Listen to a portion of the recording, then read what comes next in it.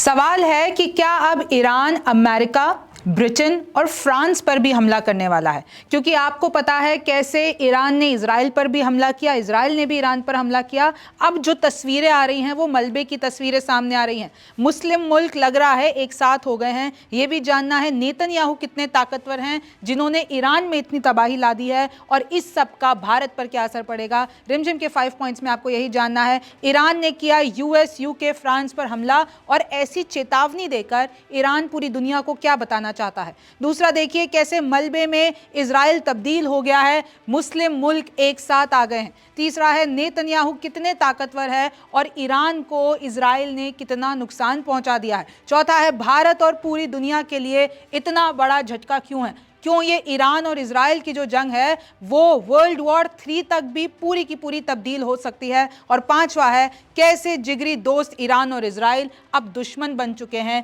और कैसे अब मिडिल ईस्ट में तबाही आ चुकी है। नमस्ते, मेरा नाम रिमझिम जेठानी है और आप रिमझिम के 5 पॉइंट्स देख रहे हैं। सबसे पहले आप देखिए कि ईरान ने धमकी दी है अमेरिका, ब्रिटेन और फ्रांस को। ये बोला है कि इन तीनों मुल्कों के जितने भी बेसेस हैं मिडिल ईस्ट में, ईरान अब उनको हमला कर देगा। अब इसमें यह समझने की ज़रूरत है कि अगर ईरान ने ये जितने भी अमेरिकन बेसेस हैं, यूके के बेसेस हैं, फ्रांस के बेसेस हैं मिडिल ईस्ट में, उधर हमला कर दिया तो दुनिया में कैसे तबाही आ सकती है। सबसे पहले आप देखिए कि यूनाइटेड स्टेट्स की एक अच्छी खासी फोर्स मिडिल ईस्ट में है। चाहे आप ये देखिए 19 लोकेशंस ऐसी हैं अमेरिका के बेसिस जहां पर है, चाहे आप इजिप्ट ले लीजिए, Jordan, Iraq, Kuwait, Saudi Arabia, Qatar, United Arab Emirates और बहरीन। यहाँ पर अच्छा खासा यूएस ने अपना सेटअप तैयार कर रखा है। अगर मैं आपको 2025 की बात बता देती हूँ, 40,000 से 50,000 अमेरिकन सर्विस पर्सनल यानी आप अमेरिकी जवान ले लीजिए, वो इस पूरे रीजन में हैं। और अब ईरान कह रहा है कि हम, क्योंकि अमेरिका ने इजराइल की सहायता की ईरान पर हमला करने के लिए, तो अब अमेरिका को भी नहीं बख्शेंगे। अमेरिका के जितने भी बेसेस हैं हम उनको तबाह कर देंगे। सिर्फ अमेरिका नहीं, यूनाइटेड किंगडम के भी, चाहे आप गल्फ और जितनी भी ये इंस्टॉलेशन ले लीजिए, चाहे आप साइप्रस ले लीजिए, ये ब्रिटिश फोर्सेस भी मिडिल ईस्ट में हैं। देखिए बहरीन तो अगर मैं बताऊं आपको, यूके नेवल सपोर्ट फैसिलिटी है वहां पर, रॉयल नेवी की प्राइमरी गल्फ सपोर्ट पॉइंट है वहां पर। यहां पर अगर आप देखेंगे ब्रिटिश फोर्सेस कहां पर हैं, Al Udeid airbase in Qatar, Qatar का अल उदैद एयरबेस है, वहां पर ब्रिटिश फोर्सेस हैं। अल मिनाद एयरबेस है जो कि यूएई में है, वहां पर है। सऊदी अरेबिया और गल्फ स्टेट्स में भी यूके फोर्सेस अच्छी खासी मौजूद है। मैं फ्रांस की बात कर लेती हूं तो नेवल एयर स्टेशन है, और वो सारे कहां पर है, यूएई में। तो अगर ईरान ने गलती से भी इन सब जगह पे हमला कर दिया तो सीधी सी बात है ये तीनों यूएस, यूके और फ्रांस इस पूरी जंग में कूद जाएंगे। अमेरिकन मिलिट्री कैंप्स हैं इराक में, गल्फ बेसिस इंस्टॉलेशन है, अगर यहाँ पर ये सब एक्टिव हो जाते हैं, आपको पता है ना भाई ईरान के भी टेंटिकल्स हैं, हमास और हिजबुल्ला ईरान के ही साथी हैं, ईरान ही उनको फंड करता है। अगर आप इराक में देख लीजिए, इराक में अगर अमेरिकन बेसिस पे हमला कर देता है ईरान तो फिर तबाही आ जाएगी। और डोनाल्ड ट्रंप ने भी कह दिया है कि हमारे रिसोर्सेज पे अगर कोई भी हमला होगा तो हम बर्दाश्त नहीं करेंगे। इनफैक्ट ईरानियन नेवी ने तो ब्रिटिश डिस्ट्रॉयर इंडियन ओशियन में इंटरसेप्ट भी किया है। ईरान का दावा है कि भाई इजरायली मिसाइल टारगेटिंग में ये जो ब्रिटिश डिस्ट्रॉयर है वो इजराइल की हेल्प कर रहा था, तो हमने उसको इंटरसेप्ट कर दिया। तो ऑलरेडी ये बात जो है ना वो ईरान इजराइल से निकलकर धीरे धीरे ये यूके तक पहुंच रही है, अमेरिका तक पहुंच रही है, फ्रांस तक पहुंच रही है। और देखिए ट्रंप क्या कह रहे हैं, the US had nothing to do with the attack on Iran, यानी जो ईरान पर हमला किया इजराइल ने उसमें यूएस की कोई भागीदारी नहीं थी। लेकिन अगर गलती से भी हमारे जितने भी, अगर if we are attacked in any way, अगर यूएस के ऊपर कोई भी डायरेक्ट या इनडायरेक्ट हमला होता है तो हम बख्शेंगे नहीं। जितनी भी हमारी यूएस आर्म्ड फोर्सेस हैं वो सब एक ही स्तर पर, एक ही जगह आकर ईरान को ख़त्म कर देगी। और वैसे भी ट्रंप कह रहे हैं कि हम इतनी ताकत रखते हैं कि ईरान और इजराइल का जो मसला है ना वो बातचीत करके सुलझा ले। अगर ऐसी कोई भी हिमाकत ईरान ने की तो हम बख्शेंगे नहीं। आप ये देख लीजिए इराक में जहां पर अमेरिकन बेसेस हैं, तो इराक ने तो अमेरिका को ये भी बोल दिया कि खबरदार तुम लोगों ने हमारा एयरबेस यूज़ किया और अगर यूएस ने ईरान पर हमला कर दिया। ऐसा हम नहीं होने देंगे। तो इराक भी यूएस के खिलाफ आ गया है। इराक कह रहा है अमेरिका को कि भाई जो तुम्हारे बेसेस हमारे देश में हैं उससे तुम गलती से भी ईरान पर हमला मत कर देना, हम ये चीज़ बर्दाश्त नहीं करेंगे। ऑलरेडी आप देखिए कि एकदम जो ये बात है ना वो हाथ से निकलती जा रही है। अब इसमें दूसरे देश भी इन्वॉल्व होने लगे हैं। ये जो तस्वीरें मैं आपको बता रही हूँ, ये तस्वीरें तब की हैं जब ईरान ने इजराइल पर हमला किया। ये देखिए इस तरीके से मिसाइल्स आई और इस तरीके से तबाही मचा दी। आप देख रहे हैं चाहे वो बिल्डिंग हो, चाहे वो पूरे के पूरे स्ट्रक्चर हो, रेजिडेंशियल एरियाज हो, ये इस तरीके से मलबे में इजराइल को इन लोगों ने, चाहे वो तेल अवीव हो राजधानी, चाहे वो हाइफा हो जहाँ पर हाइफा पोर्ट, आप समझ रहे हैं कि इजराइल का पूरा जो ट्रेड है वो वहीं से ही होता है। तो वो एक बहुत ही प्रमुख शहर है, प्रमुख लोकेशन है। ईरान ने वहाँ पर भी हमला कर दिया तो ये नुकसान इजराइल को भी पहुंचा है। ये तस्वीरें बयां कर रही है कि इजराइल को क्या नुकसान पहुंचा है। आप देख लीजिए सब कुछ खंडर हो गया है। ये सारे फोर्सेस लगी हुई हैं उस चीज़ को निकालने में। कैजुअलिटीज़ भी सामने आई हैं। एटलीस्ट 10 से 12 लोग इजराइल में मारे जा चुके हैं, उसमें महिलाएं भी हैं। लेकिन मैं आपको ये साफ कर देना चाहती हूँ, इजराइल ने ईरान का ज़्यादा नुकसान किया है और वो मैं आगे बताऊँगी। लेकिन आप ये देखिए, नक्शा देखिए, ये ईरान है। अगर आप ईरान के साथ ही देंगे ना इस पूरे इलाके में, तो वो गाज़ा में एक हमास है, लेबनान में हिजबुल्ला है, इराक में एक कताइब हिजबुल्ला है, और ये जो यमन है उधर हूती मूवमेंट है। तो ईरान के ही टेंटिकल्स हैं, ईरान के साथ ही ईरान इन सबको फंड करता है और ये सब मिलके फिर इजराइल पर हमला करते हैं। ये सब मिलके, आपको पता है कि हूती विद्रोही कैसे लाल सागर में भी हमला करते हैं। तो इस तरीके से अब मामला ये बढ़ता जा रहा है।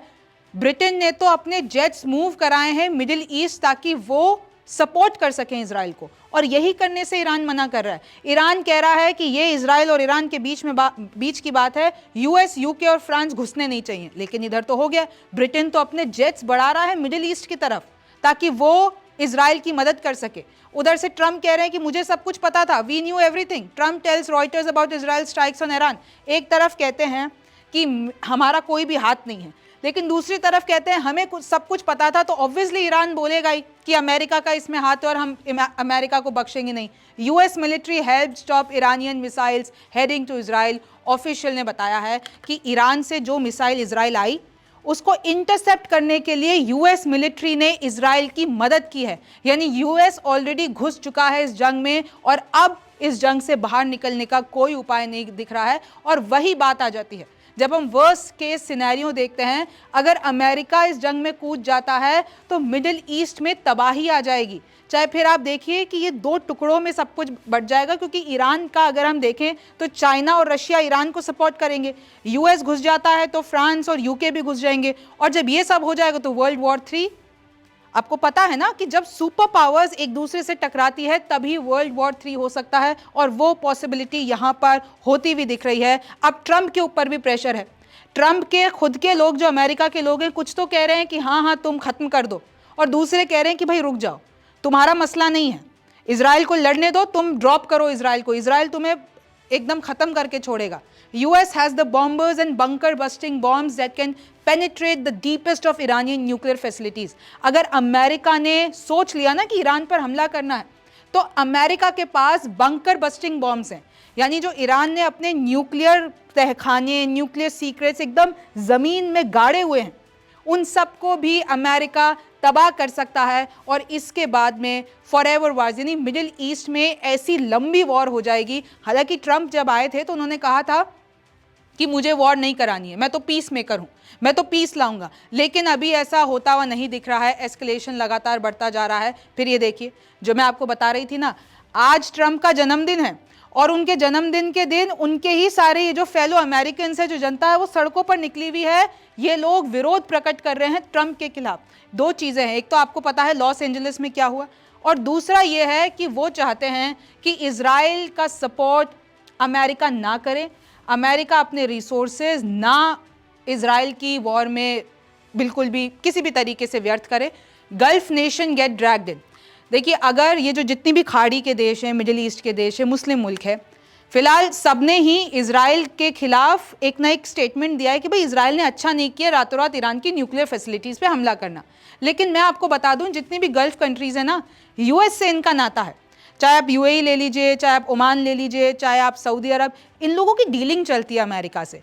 तो फिर ये भी प्रेशर में आ जाएंगे। अगर कल को सच में ये जंग हो जाती है तो गल्फ नेशंस को भी एक टेक लेना पड़ेगा, या तो उसको ईरान के साथ होना पड़ेगा या उसको यूएस के साथ हो जाना पड़ेगा। और अगर गल्फ नेशन आ जाएंगे तो आप देख लीजिए मिडिल ईस्ट पूरा वॉर पे जाएगा।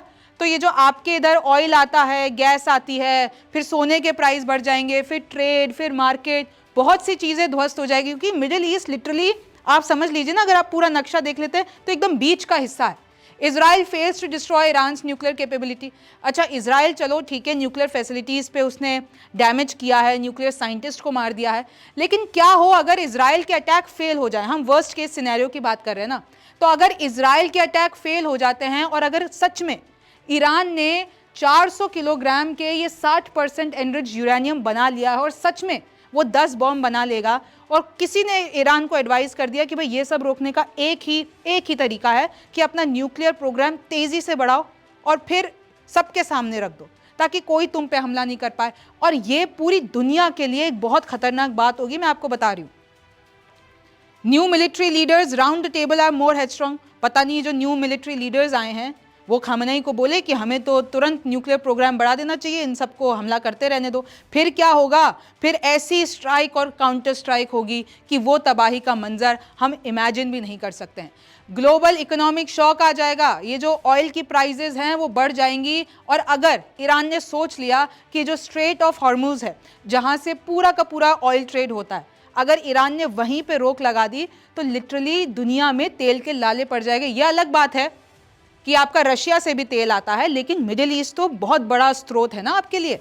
फिर देखिए, अगर ये जो हूतीज़ हैं जो कि यमन में है, हूती विद्रोही हैं, उन्होंने भी लाल सागर पे अपने हमले बढ़ा दिए तो वहाँ पर जो यूएस की शिप्स आती हैं, यूके की शिप्स आती हैं जो ट्रेड करती हैं, उन पे भी हमला हो जाएगा। तो एक तरीके से ये जो ग्लोबल चेन है ना वो डिसरप्ट हो जाएगी। और ये आपको पता है कि अभी वैसे भी पूरी दुनिया में लिविंग की कॉस्ट जो है ना, कॉस्ट ऑफ लिविंग बहुत ज़्यादा बढ़ गई है, ग्लोबल इन्फ्लेशन है, महंगाई है।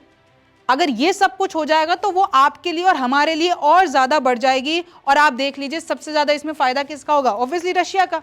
भाई अब तेल के लिए सब कहाँ जाएंगे, सब रशिया जाएंगे। कहीं ना कहीं यूएस को भी जो उसने रशिया पे सैंक्शंस लगा रखे हैं वो भी हटाने पड़ेंगे। Iran's regime falls leaving a vacuum. और अगर कल को इजराइल अपने मकसद में कामयाब हो जाता है तो फिर क्या होगा, ईरान में जो खamenei का राज है वो गिर जाएगा, जो अभी प्रेजेंट गवर्नमेंट है वो गिर जाएगी, ईरान फेल हो जाएगा, हार जाएगा। लेकिन फिर क्या, फिर भी तो एक वैक्यूम बन जाएगा ना। आप सोचिए वो जो जगह है, वो जो वैक्यूम होगा ईरान में, फिर वहाँ पे सिविल वॉर्स होगी। अभी तो खamenei का राज चल रहा है, अगर वहाँ पे सत्ता गिर जाती है, अगर हार जाते हैं, अगर घुटनों पर भी आ जाते हैं वर्स्ट केस सिनेरियो में, तो फिर ईरान का और उनके पास जो यूरेनियम एनरिचमेंट है वो गलत हाथों में लग गए, तो उनके अंदर सिविल वॉर छिड़ गई, तो कुछ ऐसे जो है असामाजिक तत्वों के हाथ में कोई बड़ी पावर लग गई तो फिर आप देखिए दुनिया का क्या हो सकता है। तो ये भी एक तरीके से बहुत बड़ा खतरा है अगर इजराइल कामयाब हो जाता है अपने मकसद में। तो फिर देखिए अब जितने भी मुस्लिम मुल्क है वो साथ आते दिख रहे हैं। भाई आपको तो पता है ना, सऊदी और ईरान की तो कट्टर दुश्मनी है, शिया और सुन्नी मुसलमान। लेकिन अब तो सऊदी अरब भी ईरान के समर्थन में आ गया और कह रहा है मेरे भाई के ऊपर तुमने हमला किया है, यानी इजराइल ने हमारे भाई के ऊपर हमला किया है, हम ये बर्दाश्त नहीं करेंगे, ये इंटरनेशनल लॉ के खिलाफ है। और बाकायदा जो सऊदी प्रिंस है उन्होंने पेजेश्कियन से बात की है, ईरान के प्रेसिडेंट से बात की है। फिर देखिए उधर तुर्की के एर्दोगन, वो कह रहे हैं ये जो इजराइल ईरान वॉर हो रहा है ये डेवेस्टेटिंग हो सकता है, और ऐसा भी हो सकता है कि ईरान के लोग भाग के तुर्की आ जाए। तो ये जो रेफ्यूजी क्राइसिस आने वाली है, और सिर्फ तुर्की नहीं, आसपास के जितने भी मुस्लिम मुल्क हैं वहाँ जा सकते हैं, चाहे आप इजिप्ट ले लीजिए, ओमान ले लीजिए, यूएई ले लीजिए, सब ने इजराइल के खिलाफ अपना स्टेटमेंट दिया है और बोला है कि ये सब कुछ रुक जाना चाहिए। देखिए, US Iran nuclear talks cancelled amid escalating tensions. In fact Oman जो कि एक न्यूट्रल कंट्री माना जाता है, और ओमान क्या कर रहा था, वो तो यूएस और ईरान की बात कराना चाहता था, न्यूक्लियर टॉक कराना चाहता था। लेकिन अब ओमान ने कह दिया है कि भैया ऐसी स्थिति चल रही है, ना तो अब ईरान बात करेगा और ना ही अब यूएस बात करने वाला है, स्थिति बहुत गंभीर हो गई है। सऊदी अरेबिया, यूएई, सब ने इजराइल की जो स्ट्राइक है ईरान के ऊपर, उसके खिलाफ स्टेटमेंट जारी किया है।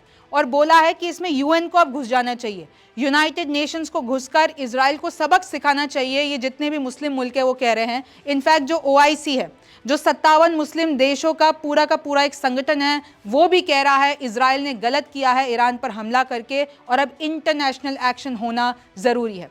अब हम देख लेते हैं कि अगर ईरान और इजराइल की हम पावर को, भाई कौन कितना ताकतवर है, तो इन दोनों की पावर अगर आप देखते हैं तो 145 कंट्रीज़ में से ईरान की रैंक तो 16वीं है, 16, इजराइल की है 15। अब अगर मैं थोड़ा सा उसको आपके लिए बांट देती हूँ, मैन पावर के हिसाब से ऑब्वियसली ईरान ज़्यादा है, उसके पास ज़्यादा सोल्जर्स हैं। ईरान क्योंकि एक बड़ा मुल्क है इजराइल से, तो ईरान के पास ज़्यादा ताकत है।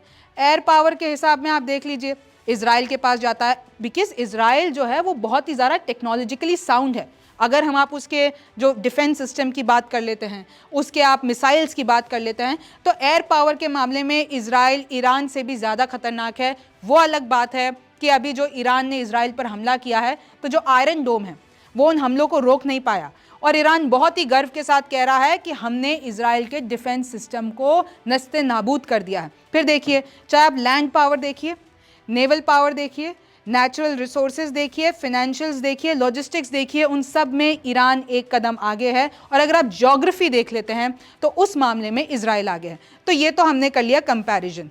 अब देखिए, ईरान में भी तो तबाही तो हुई है।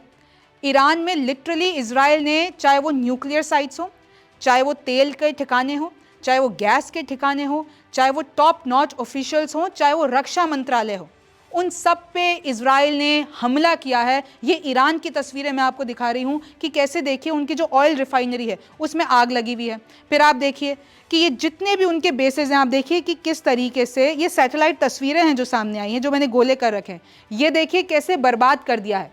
भाई पहले ये एकदम ठीक थे, लेकिन अब यहाँ पर ये तबाही का मंजर दिख रहा है। कैसे यहाँ पर दिख रहा है कि साफ तरीके से जो टारगेटेड हमले हुए हैं वो वहीं जाके लगे हैं।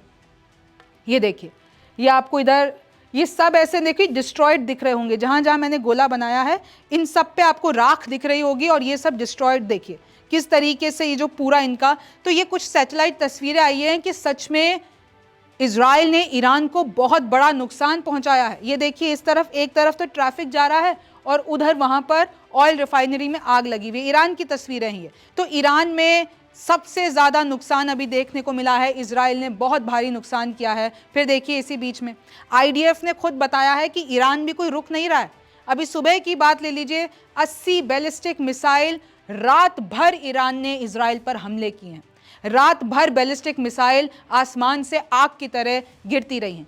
फिर ये भी बताया जा रहा है कि IDF ने भी, भाई IDF क्या कर रहा है, वो जितने भी पावर सेंटर्स हैं ना ईरान के, वो ध्वस्त कर रहा है। चाहे वो मिनिस्ट्री ऑफ डिफेंस हेडक्वार्टर हो, चाहे वो SPNG न्यूक्लियर प्रोजेक्ट का हेडक्वार्टर हो, चाहे वो कितने भी एडिशनल टारगेट्स हो जहां से ईरान का कंट्रोल रूम है, जहां से ईरान ताकतवर होता है, वहीं पे हमला कर रहा है। नक्शे बता देती हूँ, ये देखिए, ये कुछ साइट्स हैं, आपको दिखेगा नतान्ज, इस्फहान, आपको ये तबरीज़ दिखेगा। ये सब जितने भी हैं ना, तो इसमें क्या क्या है, military commanders, nuclear, air defence system, surface to surface missile, nuclear scientist, इन सबको इजराइल ने, जो कि ईरान में घुसकर ये सब कुछ तबाह कर दिए हैं। और एक चीज़ इजराइल ये भी कह रहा है कि भाई हम तो उनके पावर सेंटर्स तबाह कर रहे हैं, लेकिन जो ईरान है वो इजराइल के रेजिडेंशियल इलाके पे हमला कर रहा है, वो घरों पे हमला कर रहा है और सिविलियंस की मौत हो रही है।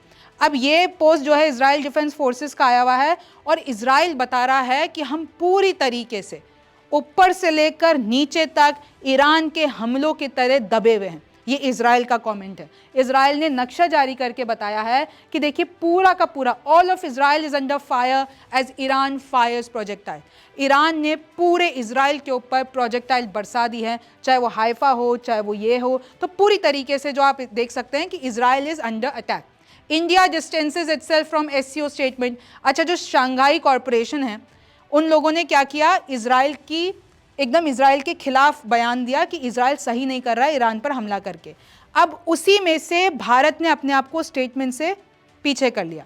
भारत ने कहा कि हम ऐसे किसी के ऊपर, ना अभी हम इजराइल के साथ हैं ना ईरान के, we have a neutral stand. तो आप देख सकते हैं कि कैसे ईरान ने डिस्टेंस कर लिया है अपने आप को SCO स्टेटमेंट से। और हालांकि जो कांग्रेस है, भारत में जो विपक्ष है, उन्होंने सवाल भी उठाया भारत सरकार पर कि ऐसा नहीं करना चाहिए था। अब देखिए भारत और पूरी दुनिया को झटका कैसे लग रहा है, ईरान और इजराइल की जंग चल रही है तो Israel Iran conflict to impact oil supply to India, increase export cost by 40 to 50%। ये जो एक्सपोर्ट कॉस्ट है ना, वो सोचिए 40 से 50% बढ़ गई है। जो तेल की कीमत है वो एक ही दिन में 8% तक बढ़ गई है। तो इससे ऑब्वियस सी बात है आपकी महंगाई बढ़ेगी, आपके इनफैक्ट आप ये जो घर के सामान होते हैं, एलपीजी गैस होती है, आपकी रसोई है, उन सब में सारी चीज़ें महंगी हो जाएगी, क्योंकि आप जान रहे हैं कि 80% जो हमारा ऑयल है वो कहीं ना कहीं यहीं से पूरा आ रहा है। तो भारत और पूरी दुनिया के लिए झटका क्यों है? कच्चे तेल की कीमतें एक दिन में 8% बढ़ गई है। सोने की कीमतों में करीब 1.65% का उछाल देखा गया है और अभी और बढ़ेगा। नेचुरल गैस की कीमतों में भी बड़ी बढ़ोतरी हुई है, क्योंकि आप भी जान रहे हैं कि ईरान का जो सबसे बड़ा गैस स्टेशन है, गैस रिफाइनरी है, उधर सबसे बड़ा हमला करता है इजराइल और उसको बंद कर दिया अब ईरान ने। तो ऑब्वियसली जो वहाँ से चीज़ें सप्लाई हो रही थी वो रुक जाएंगी।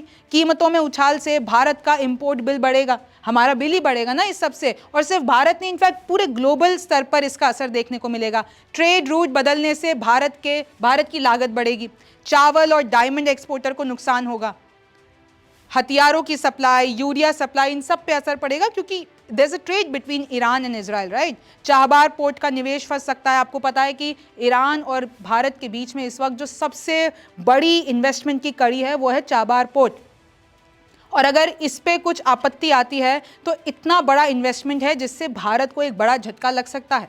Wall street वॉबल्स, oil spikes on Iran Israel clash, India stairs down a manic Monday. यानी सिर्फ भारत की बात नहीं कर रही हूँ, चाहे आप अमेरिका तक ले लीजिए और पूरा ग्लोबली ले लीजिए, हर जगह मार्केट डाउन है। हर जगह जो ये तेल की कीमत है, भाई तेल तो आपकी पूरी दुनिया में रिक्वायर्ड होता है ना, उसकी कीमतें बढ़ गई हैं।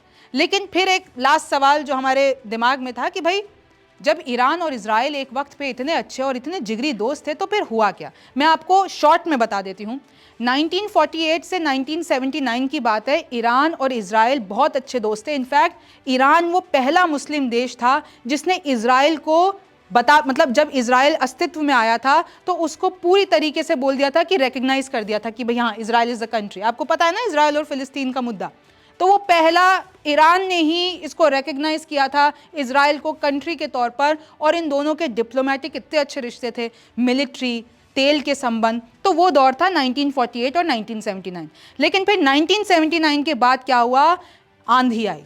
किसकी आंधी आई? अरब की आंधी, और इसको आप ईरानियन रिवॉल्यूशन कह सकते हैं, अरब क्रांति कह सकते हैं। फिर क्या हुआ कि आयतुल्ला ख़ोमेनी ने किस तरीके से, जो शाह, उस टाइम पे शाह का राज हुआ करता था, तो उनकी जो पूरी तख्ता पलट हो गया, पूरी सरकार वहाँ से हट गई। अब जो ये आयतुल्ला ख़ोमेनी आए वो इजराइल को पसंद नहीं करते थे, वो ज़ायनिस्ट रजीम, और उनको लगता था कि ये बिल्कुल भी हमारे खिलाफ है।